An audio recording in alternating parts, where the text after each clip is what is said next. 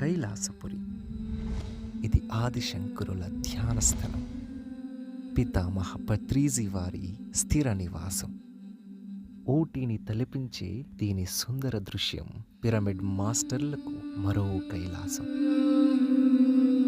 తలతల మెరిసే పిరమిడ్ శిఖరం హిమాలయాల మరో అద్భుత ప్రతిరూపం. పితామహ పత్రిజీ శక్తిస్థల్ దర్శనం, మహేశ్వర మహాపిరమిడ్లో అఖండ ధ్యానం.